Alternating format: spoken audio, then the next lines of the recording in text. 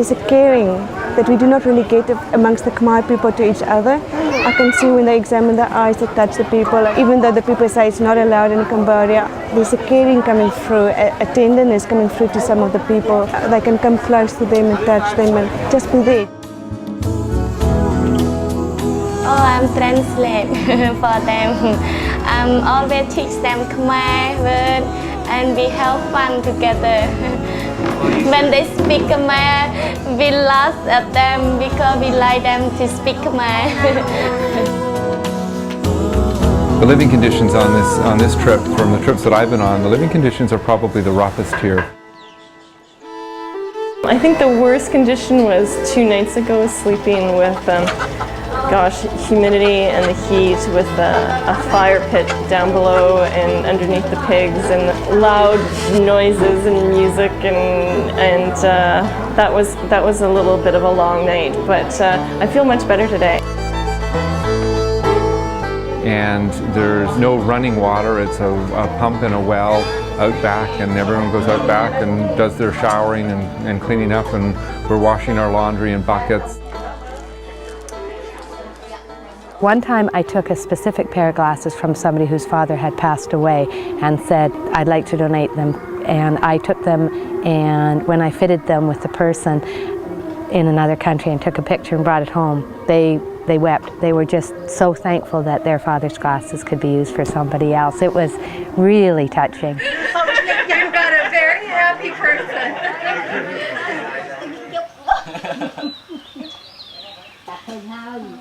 Everybody that comes through wants to have glasses. They don't want to go for the cataract operations because it sounds to me as if before, because the people there was not eye care, that when there's a problem they just took the eye out to prevent any further problems. We've just been talking to the people trying to explain cataract surgery because a lot of them are afraid to go and have it done.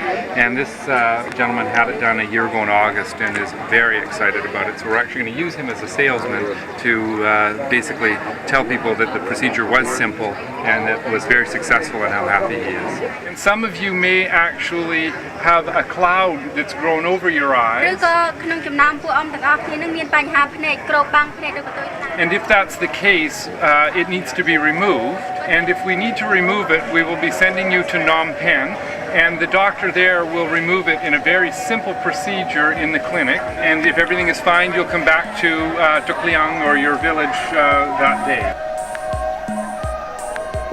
The local doctors, in my opinion, have a massive amount of expertise. They know their equipment, they know their patients, they know the techniques. The biggest deterrent is that nobody can afford it.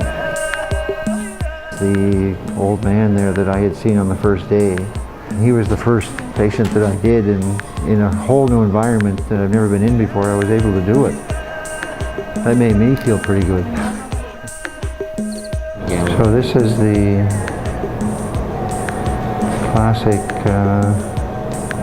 third world cataract. It's absolutely completely white, associated with almost no vision at all. He can see everything around him, and he say like that, he's born again.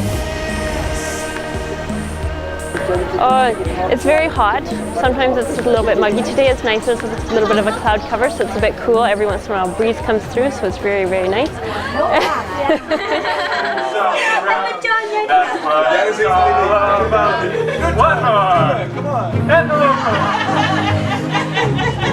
There was one lady in particular, no expression on her face, and I threw on this really strong prescription, and when she put them on, she transformed into this smiling old lady on the verge of crying, and you feel the same joy when you see them react like that.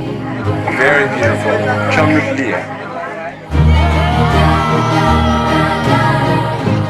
There's many stories in every project, and the ones that unfortunately I usually remember are the ones that you couldn't help. And it's the ones where you know that if you had slightly better equipment or slightly better facilities, or if someone would have been seen a bit earlier, those are the ones that are really hard, and those are the ones you remember because you think, I couldn't help this person, I couldn't do anything here. When I listen to the people, they are so grateful, they are really so grateful. More and more want to come and to see because they believe that the TWECS guys are doing a wonderful, wonderful job. Is she married? Yeah, married already. Good thing, because you won't get any dates with these on. Better? Yeah, it's better. Yeah. She's very surprised. It's her life. Yeah, the glasses is her life. Yeah, thank you very much. We gave away probably more than 3,000 pairs of glasses because a lot of people will get one pair for distance and one pair for reading.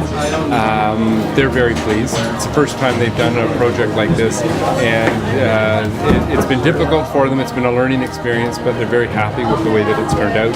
Luckily, there's not a lot of people left over. Projects where there's a lot of people left over, it's really hard. This isn't, so this is good. Now I'm tired, now I'm ready for a rest. Good, you know, the people are very easy to work with. I mean, the people lined up really well, they're quiet and appreciative, and it makes it really easy. Great. It's kind of sad too because I really fall in love with the people here, but it's been really satisfying, and it's been quite an excellent adventure. Best trip I've ever been on. You go on these projects kind of feeling like you're going to change the world or help a few people anyway, but really it's you that changes when you get your eyes open to yourself, to what the conditions are like elsewhere in the world. It's been a very good eye-opener for me.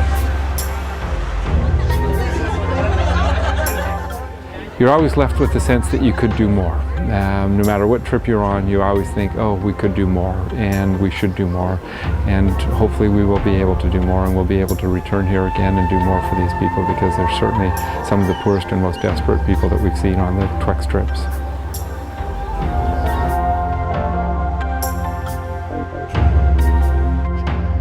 We have to thank those volunteers. The person who gets in his car and drives to Maple Ridge just to pick up one box or one pair of eyeglasses, or that one person who comes to the warehouse every Monday night for the last 4 years. All the team members who've gone on every single project, donating their time and their money, and for putting up with the difficult conditions to be able to help the people that they've seen. It's not a group effort anymore. There's thousands and thousands of people involved, and I know that the society will continue to survive because of people like them, and I just want them to know how much they've enriched